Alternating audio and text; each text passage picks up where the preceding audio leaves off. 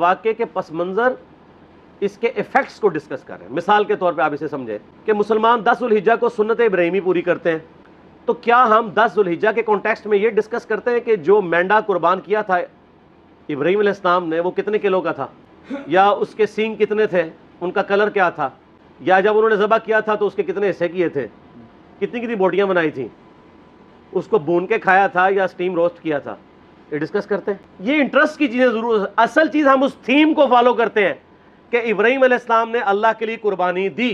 واقعہ کربلا اس سے ریلیٹڈ نہیں ہے کہ جی ان کے اوپر پانی بند ہو گیا, ان کے اوپر ظلم ہوا, کتنے بندے شہید ہوئے, یہ سیکنڈری چیز ہے. اصل چیز ہے کربلا ہوئی کیوں نبی علیہ السلام کی محنت کو 50 سال کے اندر اس لیول تک پہنچا دیا گیا کہ ہزاروں صحابہ زندہ ہیں اور نبی صلی اللہ علیہ وآلہ وسلم کی پوری اولاد ذبح کر دی جاتی ہے. ہم تو یہ کہہ نہیں رہے کہ کیسے ذبح کیا انہوں نے, آری چلائی تھی یا تلوار چلائی تھی, یہ تو واقعہ کربلا تو سب کو پتہ ہے, ان کی شہادت بھی سب کو پتہ ہے. جامعہ ترمذی میں حدیث ہے حسن و حسین جنتی نوجوانوں کے سردار ہیں, اور ان کی والدہ جو ہے وہ جنتی عورتوں کی سردار ہیں. اور المستدرک حاکم میں حدیث ہے حسن و حسین جنتی نوجوانوں کے سردار ہیں اور ان کے والد ان سے بھی بہتر ہیں. تو یہ تو ڈیفینٹ حدیثیں ہیں, یہ تاریخ تو نہیں ہے, نبی علیہ السلام کے فرامین ہیں. تو ان کی موجودگی میں ان کے ساتھ یہ کچھ کیا جائے تو ہم نٹی گریٹیز میں نہیں پڑھتے, ہم اس تھیم کے اوپر کہ یہ کون سی چیز تھی جس نے خلافت راشدہ کو ملوکیت میں بدل دیا, ہم اس تھیم کے اوپر بات کرتے ہیں. ہم کہتے ہیں چھوڑ دیں, بندے ہندے چھوڑیں, الٹیمیٹلی کیا نکلا ہے, کس کی وجہ سے ہوا ہے, وہ تو حدیث کی کتابوں میں موجود ہے. ہم کب کہہ رہے ہیں خفیہ کیمرے لگا گئے جی کس نے گولی پہلا تیر کس نے چلایا, یہ وہ ہم تو بتا رہے کس کے دور حکومت میں ہوا اور ان کا اپنا کردار کیا تھا, اس کو کس طریقے سے لا کے تخت پہ بٹھایا گیا. وہ ساری کی ساری چیزیں تو سامنے ہیں, وہ تاریخ کی کتابیں نہیں ہیں, حدیث کی کتابیں ہیں. اگر آپ کہتے ہیں کہ بخاری مسلم سے ہم نے صرف رفع الیدین کی حدیثیں لینی ہیں یا ایمانیات کی حدیثیں لینی ہیں اور باقی جو بخاری اور مسلم میں آل امیہ کی بدماشیوں کو ننگا کیا گیا ہے وہ ہم نے نہیں لینی ہے, تو سر پھر آپ اپنے آپ کو کلیئر کٹ, پھر ہم آپ سے واقعہ کربلا نہیں ڈسکس کریں گے, حجیت حدیث میں بات کریں گے. آپ کو اپنے آپ کو منکرین حدیث کہنا پڑے گا, یہ آپ اسکروٹنگ کیسے کریں گے؟ اس سے بڑی بات مجھے یہ بتائیں کہ عظمت صحابہ بڑی چیز ہے یا عظمت محمد رسول اللہ صلی اللہ علیہ وآلہ وسلم؟ تو بریلوی یہی تو رو رہے ہیں, وہ کہہ رہے ہیں جی قرآن میں تھوڑی آیات ہیں, آپ پھر مڑ کے پڑھتے ہیں قل انما انا بشر مثلکم, اس میں تو نبی علیہ السلام کی تنقیص ہو رہی ہے. تو ہم ان کو کیا کہتے ہیں کہ تنقیص مقصد نہیں, نعوذ باللہ, نہ ہو رہی ہے, آپ افضل البشر ہیں لیکن آپ کی اسپیشیز بشر ہے, یہ ہم اپنا عقیدہ سمجھتے ہیں, وہ اس کو تنقیص شمار کرتے ہیں. تو پھر اس وقت آپ بھی بریلویوں کی بات مان کے تو یہ آیات پڑھنا چھوڑ دیا کریں نا.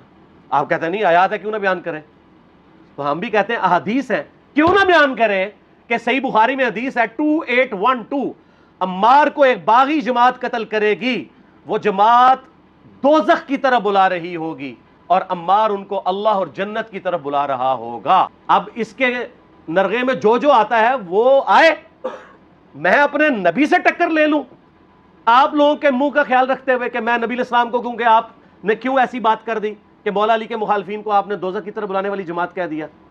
تو لیں آپ ٹکر, جائیں سیدھا دوزخ میں, اور تھوڑی جرت کریں, آپ یہ کہا کریں کہ اے اللہ, اپنے لیے کہا کریں کہ اللہ تعالیٰ آپ کا حشر یزید اور یزید کے آباء و اجداد کے ساتھ کرے اور اس کی اولاد کے ساتھ. ہم کہتے ہیں کہ اللہ تعالیٰ ہمارا حشر جو ہے وہ مولا حسن حسین, مولا علی علیہ السلام اجمعین اور اہل بیت کے ساتھ کرے, آمین. اور آپ میں تو اتنی جرت نہیں آپ یہ بات بھی کر سکیں کیونکہ ان کو پتہ ہے. تو نبی علیہ السلام کی احادیث کو بیان کرنے کو یہ سمجھتے ہیں کہ جی اس سے مصیبت کھڑی ہو جائے گی, تو اپنے آپ کو منکرین حدیث ڈکلیئر کریں, پھر حجیت حدیث کا مقدمہ ڈسکس ہوگا, پھر کربلا نہیں ڈسکس ہوگی. اور یہ ٹی وی پہ بھی آ کے مولوی بیٹھے ہوتے ہیں, سنیوں کے بھی شیعوں کے بھی, مڑ کے جی وہ یزید نے یہ کر دیا. وہ یزید نے کیا کیا ہے یار, وہ تو سسٹم کا نمائندہ بن کے آیا جو پیچھے سے خراب تھا. یزید کو لے کے بیٹھے ہیں, یزید یزید یزید یزید, بھائی پیچھے سے معاملہ خراب ہوا ہوا ہے. اگر نہیں یقین آتا تو یہ بخاری مسلم کی میں نے آلموسٹ 200 سے زیادہ احادیث مین سٹریم کی کتابوں سے اکثر بخاری مسلم سے جمع کیے, پڑھے. اور سر میں نے تو ان کو چیلنج دیا, یہ حدیثیں پڑھ کے نا اپنے ممبروں سے صرف ان حدیثوں کی تشریح اپنی پبلک کے سامنے کر دیں, تو پھر لعنت کے مستحق تو ہو رہے ہیں نا حق چھپا کے, اور قیامت الدین کے منہ پہ لگام ڈالیے. اور پھر مڑ کے کہتے ہیں نہیں جی وہ کچھ چیزیں خاص ہوتی ہیں وہ عوام الناس کے سامنے نہیں کرنی چاہیے, وہ صحابہ کرام بھی بعض اوقات ایسی باتیں پبلکلی نہیں کرتے تھے. میں نے اس کے اوپر بڑا ایک میرا کلپ ہے یوٹیوب پہ, مولا علی سے متعلق 5 جھوٹ, تو میں نے کافی ساری چیزیں اس میں ڈسکس کی ہیں. لیکن میں یہ کہتا ہوں کہ اللہ کے بندو, جو چیزیں نبی علیہ السلام نے منع کی ہیں بیان کرنے سے وہ تو ہم ڈسکس کر بھی نہیں رہے. میں نے آج تک آپ کو منافقین کے نام بتائے ہیں؟ آپ نے حذیفہ ابن یمان کو بتائے تھے نا آپ صلی اللہ علیہ وسلم نے؟ صحیح بخاری میں آتا ہے. تو میں نے آپ کو بتائے، آپ رازدار رسول تھے، وہ ختم ہوگی بات. میں نے کبھی ڈسکس کی ہے؟ اگرچہ میں نے صحیح مسلم کی حدیث 7035 نمبر ڈسکس کی ہے کہ نبی الاسلام نے فرمایا میرے صحابہ میں 12 منافق ہیں، وہ کبھی بھی جنت میں داخل نہیں ہوں گے یہاں تک کہ سوئی کی ناکے سے اونٹ نہ گزر جائے، اور ان میں سے 8 ایسے ہیں جس کی کمر پہ دوبیلا پھوڑا نکلے گا. میں نے آج تک آپ کو بتایا کہ کس کس کی کمر پہ دوبیلا پھوڑا نکلا اور اس کی موت اسی پھوڑے میں ہوئی ہے؟ بتایا؟ تو میں تو وہ چیزیں ڈسکس بھی نہیں کر رہا، میں وہ چیزیں ڈسکس کر رہا ہوں جو نبی الاسلام نے علامات النبوہ میں بتائی ہیں. یہ امام بخاری حدیث نبوت کی دلیل کے چیپٹر میں لے کے آئے ہیں، اور امام بہقی نے 3500 احادیث پر مشتمل ایک کتاب لکھی ہے دلائل النبوہ، کہ ہم نبی صلی اللہ علیہ وسلم کو نبی کیوں مانتے ہیں اس کے اوپر. اور اس میں یہ ساری حدیثیں عمار بن یاسر کے قتل والی لے کے آئے ہیں، بتانے کے لیے کہ دیکھیں ہمارے نبی علیہ السلام کی نبوت کی دلیل ہے کہ آپ نے اپنی وفات کے آلموسٹ 30 سال کے بعد ہونے والے واقعے کو پہلے ہی بتا دیا. یہ حدیثیں چھپانے والی نہیں، بیان کرنے والی ہیں، علامات النبوہ کی حدیثیں. آپ کہتے ہیں چھپائیں، اگر کوئی حدیث دنیا میں نہیں چھپائی جا سکتی نا تو علامات النبوہ والی حدیث ہے، کیونکہ وہ تو نبی صلی اللہ علیہ وسلم کی نبوت کو جسٹیفائی کرتی ہے. ورنہ میرا ایک معصومانہ سوال ہے کہ نبی صلی اللہ علیہ وسلم نے یہ باتیں کر کے ان کے زوم میں نعوذ باللہ امت کو مصیبت میں ڈال دیا. آپ نے خود ہی فرمایا کہ یہ ہوگا. کیوں فرمایا آپ نے؟ میں تو بیان کر کے مجرم ہوں، تو جس نے مجھے خبر دی ہے ان کے بارے میں آپ کا کیا خیال ہے؟ یہ مسند احمد کی حدیث یہ میں نے گھر بیٹھ کے بنائی ہے کہ میری بیوی کا کیا حال ہوگا جس پہ خوف کے کتے بھونکیں گے.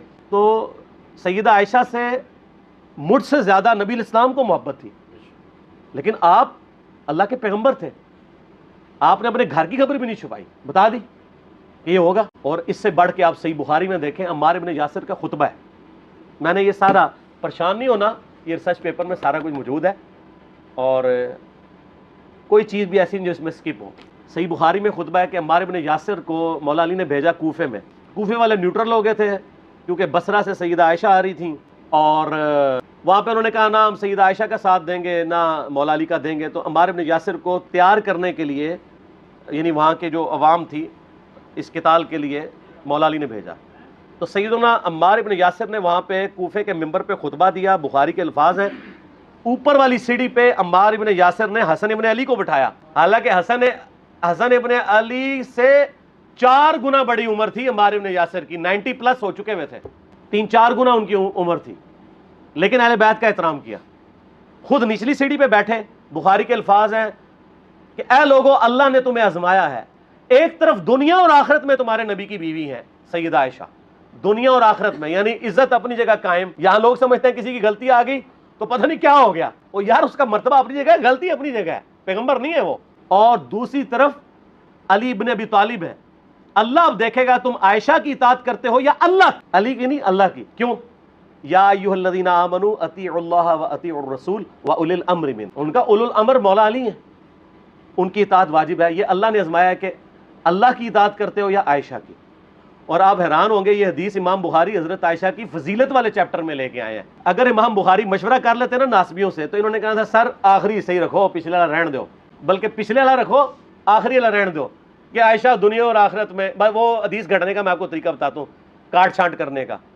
وہ آدھی حدیثیں لکھتے ہیں نا، آدھی حدیث ایسے لکھتے ہیں امام بخاری کہ سیدہ عمار ابن یاسر نے خطبے کے دوران فرمایا کہ سیدہ عائشہ دنیا اور آخرت میں تمہارے نبی کی بیوی، بس. لیکن امام بخاری نے پوری حدیث لی ہے، آگے وہ بھی ڈالا ہے کہ اللہ آزما رہا ہے کہ عائشہ کی اطاعت کرتے ہو یا اللہ کی، جیسے آپ کے علماء کر رہے ہیں.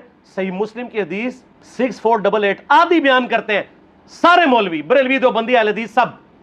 میرے صحابہ کو برا مت کہو، اگر تم میں سے کسی نے احد پہاڑ کے برابر بھی سونا خیرات کر دیا اور میرے صحابہ نے 1 مد یعنی 600 گرام خیرات کی، آدھا کلو، اس کے آدھے کو بھی نہیں پہنچ سکتا بس. حالانکہ یہ مسلم کی حدیث سٹارٹ اس سے ہوتی ہے کہ عبد الرحمن بن عوف کو خالد بن ولید نے گالیاں دی جھگڑے کے دوران، حالانکہ دونوں مسلمان تھے، دونوں صحابی تھے.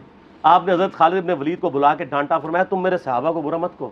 تو خالد بن ولید نے تو آگے سے نہیں کہا حضور میں بھی صحابی ہوں. ان کو پتا تھا کہ عبد الرحمن بن عوف نے اس وقت اسلام قبول کیا جب اسلام کا مطلب تھا مار، تکلیف اٹھانا، اور خالد بن ولید نے گولڈن پیریڈ میں صلح حدیبیہ کے بعد اسلام قبول کیا. میں اب تم لوگ یہ کر رہے ہو، تم لوگ اگر احد پہاڑ کے برابر بھی سونا خیرات کر دو، یعنی صلح حدیبیہ کے بعد والے لوگ، میرے ان کے برابر نہیں ہو سکتے. اور جو فتح مکہ پہ معافی مانگ کے مسلمان ہوئے ہیں طلقاء، مؤلفۃ القلوب آل امیہ، ان کا تو لیول ہی کچھ نہیں ہے.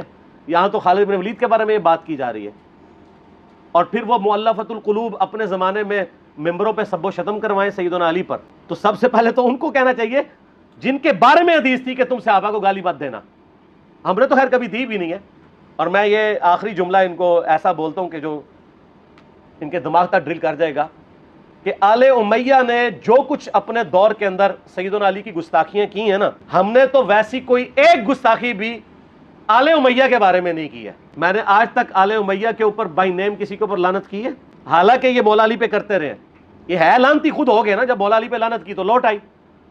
مسند ابی یعلا میں صحیح سند کے ساتھ حدیث موجود ہے، مسند احمد میں بھی موجود ہے کہ سیدنا علی کو جس نے گالی دی اس نے رسول اللہ کو گالی دی صلی اللہ علیہ وسلم. جب ام سلمہ نے کہا تھا، شیخ زبیر صاحب نے اس کو تحکیم میں صحیح لکھا ہوا ہے فٹ نوٹ کے اوپر، کہ لوگوں تمہارے ممبروں پر رسول اللہ کو گالیاں دی جاتی ہیں. تو انہوں نے کہا معاذ اللہ، ہم کب کہیں گے، ایسا نہیں ہو سکتا. تو ام سلمہ نے کہا تم لوگ علی اور اس سے محبت کرنے والوں پہ گالی گلوچ نہیں کرتے ہو کیا؟ جبکہ میں نبی کی بیوی کہتی ہوں کہ سب سے زیادہ رسول اللہ سے محبت، سیدنا علی سے محبت نبی صلی اللہ علیہ وآلہ وسلم کرتے تھے. لہٰذا جب یہ تم کہتے ہو نا علی پر لعنت، علی سے محبت کرنے والوں پہ لعنت، تو یہ لعنت تو تم نبی علیہ السلام تک لے کے جا رہے ہو نعوذ باللہ، کیونکہ علی سے محبت کرنے والا پہلے نمبر پہ نبی صلی اللہ علیہ وآلہ وسلم ہے. اور پھر کہتے ہیں سب کا مطلب تنقید ہے. اور نہ، پرانیاں گلاں، پرانے بابے، پرانے بزرگ جھوٹے ہو. صحیح مسلم کھولو 6229 غدیر خم سے اگلی حدیث، لعن اللہ ابا تراب کے الفاظ ہیں. مٹی والے ابن ابی طالب پر لعنت، یہ الفاظ موجود ہیں. سب کا ترجمہ لعنت ہی ہے، تنقید نہیں ہے. اچھا پھر میرا معصومانہ سوال ہے کہ اس کا مطلب ہے صحابہ پہ تنقید کرنا اچھا کام ہے؟ کہیں گے نہیں. تو بتاؤ یہ برا کام کون کرتا تھا؟ شیعہ کا ابا کون ہے؟